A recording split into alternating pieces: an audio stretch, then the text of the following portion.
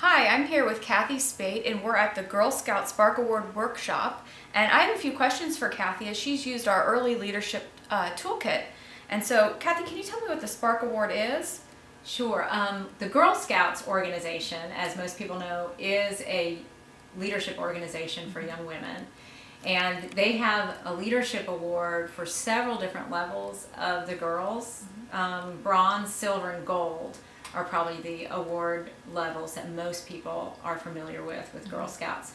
Well, here in North Carolina, the Peaks to Piedmont Council, so here at the Peaks to Piedmont Council, they were looking at a way to get Girl Scout brownies, which are second and third graders who don't currently have a leadership award, to get them more involved in the leadership process. And through a couple connections, the Girl Scouts heard about what Friends in Action was doing with a My Steps to Action program, 4 steps to help young people lead in their community, and they invited me in to share that. And from that, Friends in Action created the Spark Leadership Award, which is now available in the Girl Scouts Peaks to Piedmont Council only, as the highest award that a Girl Scout brownie can achieve, and it's on her journey through the different leadership steps of the Girl Scout organization. That's great. How did you first become involved with Girl Scouts? There was actually, I happened to be at a community meeting of educators, and at the time I was representing Friends in Action and just really concerned about how our youngest citizens, our elementary age youth and our middle school youth can really get involved in leadership, because I feel like they have the capacity for that. And I just happened to be in a community focus group with a representative from the Girl Scout organization here at Peaks to Piedmont, and she liked some of the things that I was talking about, so she invited me to come talk to their group of leaders here at Peaks to Piedmont on what we were doing. Great. So I know you've talked a little bit about the early leadership toolkit before. Can you tell me what made you connect to the Center for Creative Leadership and the toolkit? It was really serendipitous, I think. I heard about the toolkit through the Guilford Nonprofit Consortium. They're an organization that works with nonprofits in our local community. And I knew that a kit was out there, and I wanted to expand our programming for middle schoolers to really offer some exciting programming over the summer for them to be involved in that was leadership centered. And I happened to be at Burr Mill Park, a local community park, where I was booking a few weeks for the leadership camp, and Joel Wright was there doing a program with the YMCA, with some young leaders from the YMCA, and I knew he was with the Center for Creative Leadership and LBB. So I popped in to talk to him a little bit about it. He let me know about a Train the Trainer workshop that was coming up, and I felt that it would be just a really great springboard to what I was hoping to achieve through some summer camp programming for middle schoolers. Great. And who exactly sponsored you along your journey, and do you still interact with them in any way? I'm very well tied in with the organization, which is Friends in Action Youth Leadership. It was an organization that my husband and I founded back in 2008. Okay. It was an organization that we started just we had written a children's book along with my son, just about how you can change the world one step at a time, and how to, no matter your age, you can make a difference in your world. So it started as a book, but Friends in Action became much more as we visited and talked to children, elementary age children. They weren't as interested in the book, they were interested in, well, how can I do that? How can I, even though I'm in kindergarten or first grade or second grade, how can I make a difference in my community or my world? And so we started exploring programming for Friends in Action to expand to elementary and middle school youth. And we came up with a booklet, a My Steps to Action booklet, and we knew that was impactful for elementary age youth, but we wanted to expand to middle school youth. And we needed a springboard for that.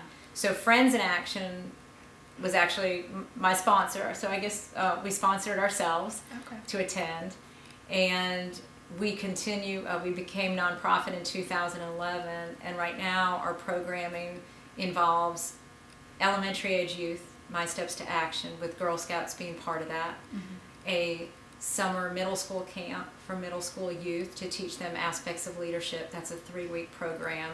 And then most recently, last year, we started a Spark Club for middle school youth, and that's a year-long club where students explore their leadership style and also plan and implement a project that impacts their community. Okay, So and that's a before school type.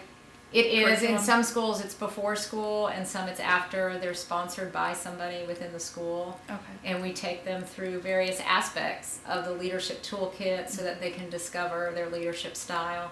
And then in the end, their final project is service oriented. Okay. What would you say the key is to facilitating youth? Number one is, I don't think you should ever underestimate the mind of a youth.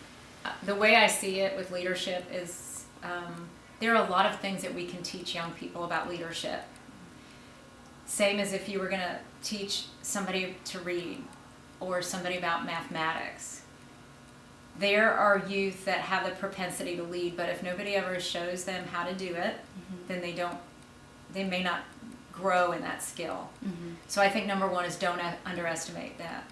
We're with girls right now in 2nd and 3rd grade, and we've seen them work as a team, brainstorm on ideas of leadership. They're being responsible throughout the day. They're brainstorming lists of ways to help their community, and in the end today they will come up with one way that they want to impact their community, and they'll do it with the help of an adult, but they will do it by themselves. So don't ever underestimate youth. I think you have to set expectations for young people. And you set the bar high. Because if nobody ever asks them to achieve at a high level, then they won't know that that's the expectation. So even in summer camp, when we talk about aspects of leadership, we set the bar high and we expect them to achieve it. You have to have fun with young people. You have to grab them right away with an experience that is active, and they have to realize that what they're getting ready to learn is going to be fun. It can be fun.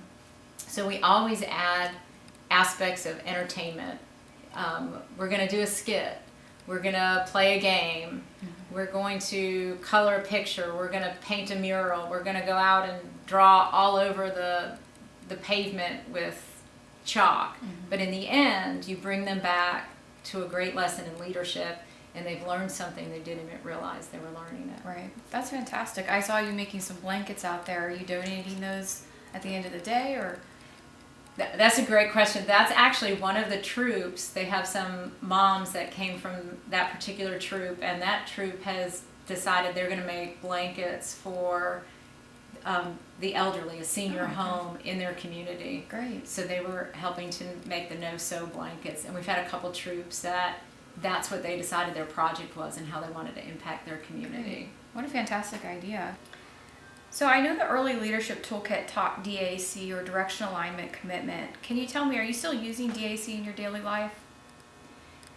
I think DAC and the other aspects of the toolkit they're foundational.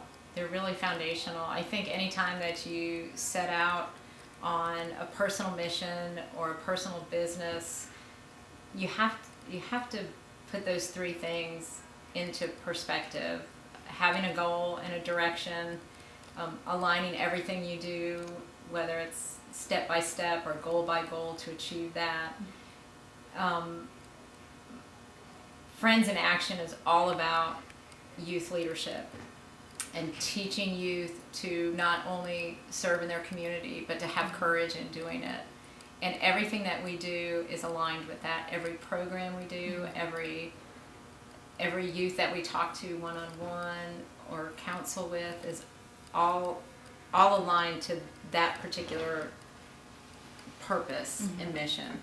And so I think not just in life, but even in your business or your programming, if you're a nonprofit and that's what you do, you need to have razor sharp focus and make sure that you're headed in the right direction. We've said no to a lot of things. so that we can keep our direction focused on what we set out to do, and that's build and prepare youth to serve courageously in their community. Great. So I want to know, the Early Leadership Toolkit has gone through several iterations throughout the years. Can you maybe tell me how you've adapted the content for the Early Leadership Toolkit? Yeah, I think I was in one of the first revisions of the toolkit, and again, I would say that the aspects in it are foundational. Learning about yourself, learning about others, leading yourself and leading others.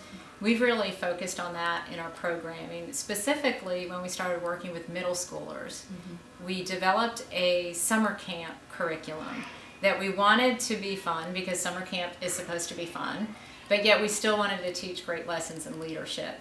What we found with our very first camp was using things right out of the box from the toolkit made camp a little bit academic. So what we did was try to revise it so that the kids were having fun day one, not knowing that they're learning something, and then by day 2 and 3 you can really start to hone in on some of the specific tools in the toolkit. The visual explorer cards are fabulous. We use that for our trainers when we're training our summer camp counselors, and then we use it in camp to brainstorm ideas about what leadership is, or about what communication or effective communication is. So the visual explorer cards are great. They can be active, they can get up and go look at the card, and the experience is active, and they're not just sitting there and putting things on a flip chart, which is something that we wanted to stay away from with middle schoolers until the 3rd or 4th day when they're really getting down to work. So we also adapted the value cards, which is a phenomenal discussion to have with middle schoolers, and it's very revealing about what are some of the things that they value. But instead of having them make lists and crossing out lists and things like that, we did it as a group activity, and we actually used beach balls to write the different values on, and saw commonalities, and then we'd line up the beach balls to see what was the most common value that the groups came up with. And it's really interesting to see that now in its 4th year, our top 3 values are always the same, which is love, family, and friends, not always in that order, but it's really neat to see what young people value these days. That's interesting. So the toolkit was extremely foundational. We have revised it, especially when we work with middle schoolers, because they need to have a little fun as they're doing it, and you almost teach them things when they don't realize they're learning them, and then you wrap it all up in the end, and then there's this big aha moment that they write in their journals because they realize they've learned something about themselves, about their leadership style, and about others and how they can lead others. That's great. For the training of trainers, for me, was I knew I had an idea and I thought it was good. Okay, so we're going to work with middle schoolers. Okay, I'm a little scared about that. Interesting age group, right? Yes. I know that I want to teach them about leadership because I think they have the capacity to learn that, and serving the community was very important to me. So how do I wrap all of that up into a package and make it into a program that's sustainable, that I can repeat successfully? And when I left the training, I had an aha moment. I said, okay, this is it. I needed a roadmap. And so for me, the training of trainers was a roadmap to take my idea of what I thought was a good idea. It validated my idea to say, yes, it makes sense to use these skills and to build on these things to train youth. And then I was able to create the vision and follow through on it because I had the roadmap to get there. Great. Any advice to people out there who may be interested in using the Early Leadership Toolkit? I would say, number one, go to the training, because again, I think it will validate your passion and your vision for youth leadership. And then don't be afraid to use it to your advantage. And what I mean by that is pick out the things that work for you and use those. And if they work well, continue to use them and then modify it to what makes sense. Are you working with middle schoolers? Are you working with elementary age youth? Are you working with college students? Based on your age group, you can take various aspects of that toolkit and you can modify them to, I think, really validate what it is that you want to do with your life mission and working with young leaders. Great. And what would you say to someone who asked you, what did you learn from the Training of Trainers program?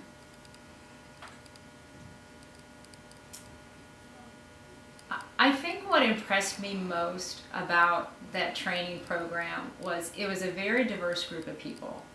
We had people from the education field, from the nonprofit field, from religious fields, from business even, and we were all there together with the same mission, and that was how can we teach young people to lead. And what I took away from that is, number one, I'm not alone. Number two, hey, yeah, this is a good idea and I'm on the right track. And it gave me a group of people that went through the training with me. You know, they're the ones I celebrate with. We still keep involved on Facebook and through email, and we still celebrate each other's successes, whether they're here in the U.S., whether they're in North Carolina, or whether they're in Africa, which I still keep in touch with. That's fantastic. One of my classmates there. Great. And one more question. Finish the sentence. I do my job because.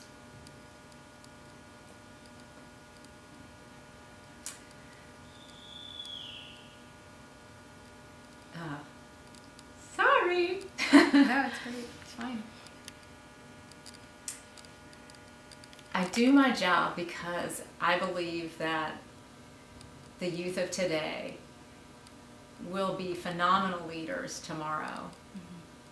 I do my job because I feel like I have something to teach them and to give them. And I do my job because I'm so passionate about my world and my community. That if what I have to give is to teach young people that they have a gift inside of them and they have permission to use it, and they have permission to use it right now. You don't have to wait until you're a grown-up. Leadership starts at the kitchen table, not the boardroom table. And I want to be a part of that, and I want to support the teachers that give them that message, and the parents that give them that message, and the community leaders that give them that same message. We're all in it together. Well, you are part of it, and we appreciate Kathy's time today.